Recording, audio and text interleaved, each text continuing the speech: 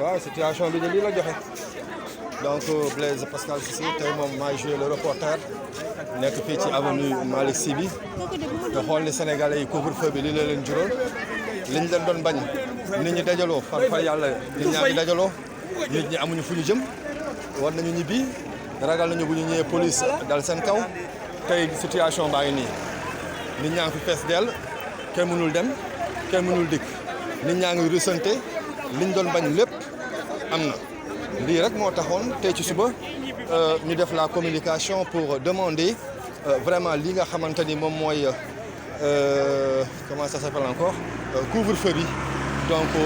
ñu teggi ko parce que dafa mujj jur musiba parce que contraire li ñu bëggoon moo am waaw dañu bëggoon sénégalais yi bañ a jàpp feebar bi ci wàllante bi ci jegante bi ci riisonte bi ci kottante bi ci buuxante bi mais gis nga mesure bi jël nañ ko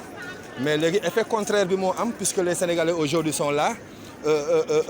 dans ci benn périmètre carré bu ndaw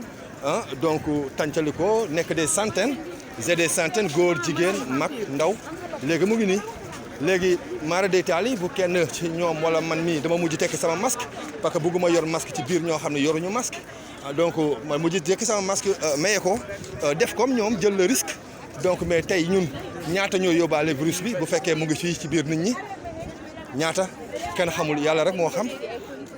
est-ce que mën na continuer 24 heures sur 24 que qu'on puisse vivre en tout cas cette situation et tout en mettant dans la tête que ni dañuy xeex benn virus boo xam ni dafay bañ ay nit yi dajaloo amul sens bu njëkkee loolu la xoolal tey nit ñi ni ñu dajaloowee tey nit ñaa ngi nii ku nekk ngi nooyi jox sa morom waaw voilà donc mu ngi noonu gis ngeen situation bi gis ngeen ko voilà les gens sont là lii xam nga ni dara jaru ko ci këru àdduna jaru ko ça n'a pas de sens liñ doon bañ ñëpp mu ngi nii am na léegi ñaata ñoo yóbbaale virus bi tey seen kër yàlla rek moo xam ñaata ñoo ko fi yor yàlla rek moo xam lii moo tax tey ci suba ma ñu leen nañu arrêté li nga xamante ne moom mooy couvre-feu bi